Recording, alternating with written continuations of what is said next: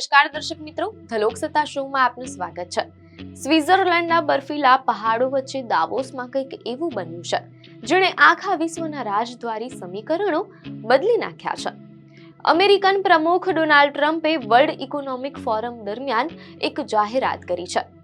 ટ્રમ્પે સત્તાવાર રીતે બોર્ડ ઓફ પીસ ના ચાર્ટર પર હસ્તાક્ષર કરીને તેનું ઉદ્ઘાટન કર્યું છે। આ માત્ર એક બોર્ડ નથી, પણ ટ્રમ્પની નજરમાં દુનિયાના સંઘર્ષો ઉકેલવાની એક નવી મશીનરી છે। ખાસ વાત એ છે કે પાકિસ્તાન અને તુર્કી જેવા દેશોએ તત્કાલ આ ચાર્ટર પર સહી કરીને ટ્રમ્પના નેતૃત્વને સ્વીકારી લીધું છે। આજે આપણે સમજીશું કે શું છે આ બોર્ડ ઓફ પીસ અને કેમ ચીન, ભારત જેવા દેશો અત્યારે આનાથી અંતર જાળવી રહ્યા છે। મીડિયા અહેવાલો અનુસાર આ બોર્ડ ઓફ પીસનો વિચાર ટ્રમ્પના 20 સૂત્રીય ગાઝા સીઝ ફાયર પ્લાનમાંથી ઉતરી આવ્યો છે। શરૂઆતમાં તેનો હેતુ માત્ર ઇઝરાયલ-હમાસ યુદ્ધ બાદ ગાઝાના પુનઃનિર્માણ અને ત્યાંના શાસન પર દેખરેખ રાખવાનો હતો, પરંતુ દાવોસમાં ટ્રમ્પે તેને એક વ્યાપક સ્વરૂપ આપી દીધું છે। હવે આ બોર્ડ માત્ર ગાઝા નહીં, વૈશ્વિક વિવાદોને ઉકેલવાનું કામ કરશે। મીડિયા અહેવાલો અનુસાર આ ઐતિહાસિક ઉદ્ઘાટન પ્રસંગે ડોનાલ્ડ ટ્રમ્પે પોતાના સંબોધનમાં વિશ્વાસ વ્યક્ત કર્યો કે વિશ્વનો દરેક દેશ આ બોર્ડ ઓફ પીસમાં સામેલ થવા આતુર છે। તેમણે આ દિવસને વૈશ્વિક શાંતિ માટે અત્યંત રોમાંચક ગણાવતા ઉમેર્યું કે આ બોર્ડ માત્ર કાગળ પર નથી, પરંતુ તેણે પહેલેથી જ પાયાનું કામ શરૂ કરી દીધું છે। ટ્રમ્પે સ્પષ્ટતા કરી હતી કે આ નવું સંગઠન સંયુક્ત રાષ્ટ્ર યુએન સહિતના અન્ય આંતરરાષ્ટ્રીય સંગઠનો સાથે મળીને કામ કરવાનું યથાવત રાખશે। આ સમારોહમાં દુનિયાભરના રાષ્ટ્રપતિઓ, પ્રધાનમંત્રીઓ અને ટોચના રાજદ્વારીઓની હાજરીએ સાબિત કરી દીધું છે કે ટ્રમ્પની આ નવી પહેલ વૈશ્વિક સ્તરે કેટલી ગંભીરતાથી લેવામાં આવી રહી છે।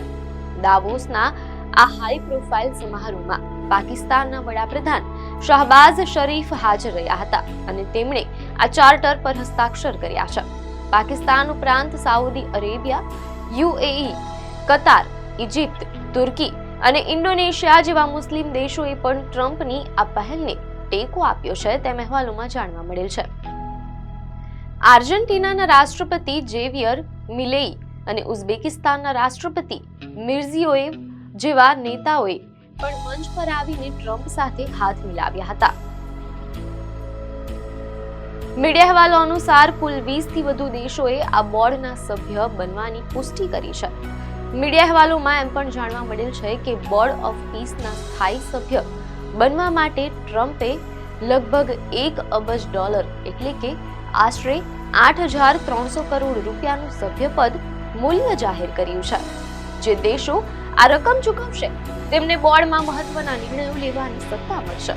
જો કે ટ્રમ્પનું કહેવું છે કે વૈશ્વિક અર્થતંત્રને સ્થિર કરવા માટે મજબૂત ફંડિંગની જરૂર છે। હંગરી અને અઝરબૈજાન જેવા દેશો આ આર્થિક માળખા સાથે સહમત થયા છે, જ્યારે પશ્ચિમી દેશો આને ટ્રમ્પની સરમુખત્યારશાહી તરીકે જોઈ રહ્યા છે। ચીન, રશિયા અને યુરોપિયન યુનિયનના ઘણા દેશોએ આ બોર્ડથી અંતર રાખ્યું છે। તેમનું માનવું છે કે ટ્રમ્પ આંતરરાષ્ટ્રીય કાયદાઓની બાજુ પર મૂકીને પોતાની મરજી ચલાવવા માંગે છે। જ્યારે ટ્રમ્પે ભાષણમાં કહ્યું કે યુનાઇટેડ નેશન્સ રહેવું જોઈએ, પણ હવે તે જૂનું થઈ ગયું છે। જ્યારે રસપ્રદ વાત એ છે કે ભારતને પણ આ બોર્ડમાં સામેલ થવા માટે આમંત્રણ આપવામાં આવ્યું હતું, પરંતુ ભારતે અત્યાર સુધી આ મામલે મૌન સેવ્યું છે અને કોઈ સત્તાવાર હસ્તાક્ષર કર્યા નથી। ભારત પોતાની સ્વાયત્ત વિદેશ નીતિ પર અડગ છે। એક તરફ ભારત 26 જાન્યુઆરીએ પોતાની સૈન્ય તાકાત અને ઓપરેશન સિંદૂર જેવી સફળતાઓનું પ્રદર્શન કરી રહ્યું છે, ત્યારે બીજી તરફ ટ્રમ્પની આ નવી શાંતિ યોજનામાં જોડાવવું કે નહીં તે ભારત માટે વ્યૂહાત્મક પડકાર છે।